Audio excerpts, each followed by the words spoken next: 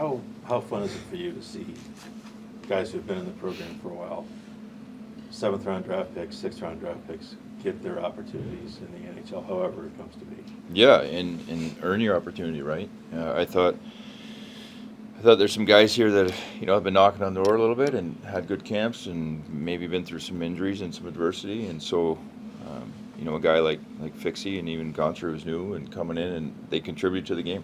It's just sharing out there. It's sometimes the game dictates the ice time, just situational, and you're the road team and you're looking at matchups and different things that he's doing, so you're a little bit handcuffed in what you can do. I would have liked to have played those guys even more because they've earned that right in that game. I thought they were working extremely hard, but they impacted the game in a positive way, and that's good. And you see, we just recalled Carson Meyer, another guy, a kid who's been putting the work in, and we're not sure on lineup yet. You guys are going to ask, and I don't know right now, so we're going to have to wait and see closer to game time. But if he gets in, I'll be thrilled for him. Yeah. And have you imparted to those guys, or do you even have to, just how open this situation is? It was opportunity for the guys who are here in camp, but Mm-hmm. it's still an opportunity, right, to grab a role with this team, as volatile as things are. Yeah, I don't think you have to explain that to them. I think their first game, there's enough on their mind. I've been in those skates before, and it's exciting. You're nervous. You want to throw up. You want to celebrate. There's a lot of emotion going in it. So probably less is more about that, and it's more just keeping things simple and doing. How do you impact that game? How are you going to make sure that you make an impression in the right way? And just using your legs and playing direct in a real simple game. Yeah, whether he plays tonight or not, Carson Meyer, my understanding is sort of adopted a different role this year, tried to play a different way to get his way here. What have you seen with that, and how impressed have you been? Yeah, he impressed me in camp because he put the work in the summer. If you saw, I was around a lot in the summer, and he was always in the gym working out, and the kid put the work in as far as he was put together, strong, ready. My conversation with him, several times was, it's a lot easier to make the lineup as a guy that's a pesky, hard-nosed, finish your checks type guy than it is scoring 30 or 40 goals. So keep that in your mind, and because I think he can do that role. I think he's got the legs to get in on the forecheck, to track pucks, to be relentless, to be pesky, almost that annoying guy to play with, right? He's go to the net hard, don't move. Make you check to finish, you finish it. Be a good penalty killer. There's all these things we talk about adding to your toolbox as a player, and you could do countless stories of guys in junior who scored and were tops or college or whatever it was, but had to change, and you have to, because there's guys like Patrick Laine in front of you, and there's different guys that are roles that are really good at this level of doing it. So you got to find a way to kick the door in and then be relevant. And then if you're here every day and you do the job, now I get to see you. You get an injury, maybe you get slid up the lineup in an opportunity. But you got to get here first. So how do you get in your foot in the door? And I think he's adopted. I talked to Vogues about it down there, and I think he's really trying to focus and concentrate on that. So I don't expect any different if he's in the lineup tonight. That lineup will hinge on Laine's availability. And Yeah. Make that call after skate this morning, Brad? Or? Yeah, we should know here. I'll talk to Voder here after skate and figure that out. Elvis will be in that again tonight. The D is going to be the same, but I'm not sure in the forwards. Brad, your goal scoring is back on an uptick here. Is that just, you see the guys who are scoring, is it because a lot of those guys have kind of refound their touch? I'm talking about Gus and Patrick and Boone, certainly. Yeah, I think, our leaders are leading it. I think, a guy like Patrick, we've always talked about it, they can get streaky. And, he's got 6 in 3 games. And when those guys start to feel it, it's a really good thing for your team because, the shot just seems to be a little bit more accurate, a little bit more quicker. They seem to find the areas to get themselves into those opportunities. So, it's like that swagger comes back for them. And so it's been real important for our group, and we've been finding a way. And, nice to see the power play contribute last game, and, hopefully it continues. Well, and you touched on it, the leaders putting the puck in the back of the net, coming up with big, obviously we talked about Boone the other night, but Gus has been so consistent in that role as well. It just seems to be they're getting hot at the right time for you. Yeah, I think, Gus took some time to find his game, which was completely understandable with, you missed a year of hockey, and yeah, you got camp, that's great, but you still missed a year of hockey to find your timing and your pace and where you fit in and who you're going to have chemistry with. We're talking about a player of what you like Gus from 2 years ago.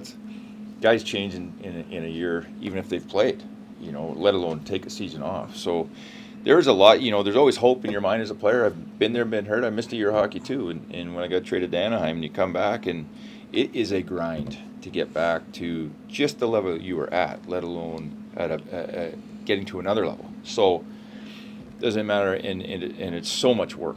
People don't see the work that goes in it, not just from healing from the surgery, but playing catch-up and getting on the ice and getting your touches. And so I'm sure he's feeling good about where he's at as far as his game, and he's starting to feel a little bit more settled. You can tell with the puck he's more calm. I wanted to kill him about 2 shifts before that when he turned it over on his backhand, but other than that, I thought he was real good. It's a real good game and a real important time to make a big play like that for us. Brad, you referenced the power play a little bit ago. 4 2-on-1s against Washington. What did you see on tape there? Well, that was the part we didn't like of that. When you're going to the net and you're thinking Gresham get pucks to the net and your flanks are coming, you got to be really careful when the pucks get turned over, because with teams like the Hagelins of the world and those guys, they're fast, right? So I'm sure Buffalo's watching tape. We've addressed it and talked about it. It's you talk about funneling pucks and on a struggling power play, that's what you do. And you want to send your flanks, and that's what you do. But with that, if they knock it down, you can be in trouble. And we got in trouble. And some of it was just bad decisions with the puck on Z's play. But again, that was a product of us not being in our spots on our entry. And we should have had a guy at the blue where it just spread across, we're set up. So again, the importance of finishing your routes where you need to be. And we didn't have a whole lot of practice time, and you could see that was one area where it kind of hurt us in the game. But luckily, we didn't get too burnt on that. And what are you expecting tonight from the Sabres? First game, I think, since the end of January for them. I'm not worried about the Sabres. I'm worried about the Blue Jackets, and that's really my focus right now. Is the line issue something that happened in the game Tuesday? Can we say that? Yeah.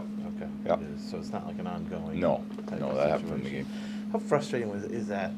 I know injuries are always frustrating for any player, but I mean, just the fact that, he kind of overcome rustiness and all that stuff, and now he's dealing with this again, or something else. What do you do, Yeah, right? Nobody wants to be in that position, but that's where we're at, so you deal with it. Yeah. With Carson Meyer, like Porty was saying, whether he gets in or not, I mean, he's here now. Mm-hmm. That's 3 former Ohio AAA Blue Jackets guys. That program in particular, I think they have 6 guys in the NHL. You have 3 on your roster.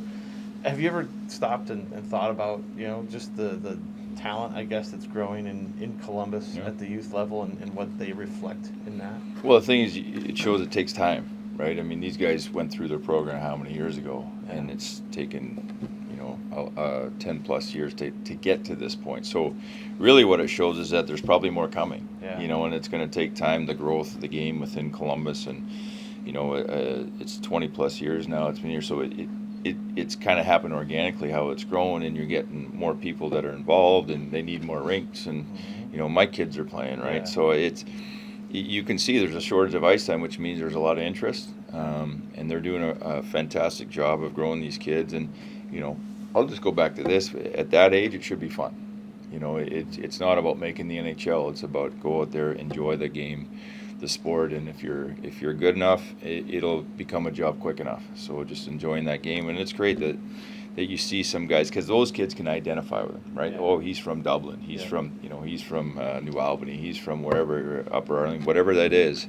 It's great to see that they can identify with those guys, which that obviously helps grow the game also. That probably wasn't a problem for you growing up in Canada. Nope, it wasn't. But here we are in Columbus, Ohio. Mm-hmm. How cool is that as a former hockey player, a hockey head coach now in the NHL, and a hocky dad? Yeah. To be able to say, hey, in Columbus, Ohio, yeah. We got it going on. Well, it's exciting for the community, right? Like that's the fun part. And I probably should say tongue in cheek. I mean, I grew up in a place called Armstrong for 10, 11 years where I think the population is about 6,000 people.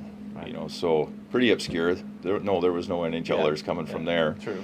And moved to Vernon, which seemed like a huge town, and that was 40,000 people, right? So playing AAA, which was a big deal at that point, and we had some guys from that team. We had a first-round pick in Matt Higgins. I got drafted. We had Jason Podolin was a second-round pick, and we were all on the same Pee Wee team. And I remember winning the provincials at that time. That was a big deal for us, right? So yeah, those are moments you don't forget. The community can identify it with it. A funny story. They just had a parade, and they were honoring all the guys that had gone through the program. And they had the former players and where they went, and Brad Larsen, Larsan. So that's how much they think of me. Pretty good. Yeah, I've never seen that spelling. I'm like, That is a new one. That's love. That's a new Isn't one. That's love You've right seen there. the So Swedish I got version. the photo. I'm like, that's great. So thanks, guys. Yeah. How often do you get the Swedish? Yeah.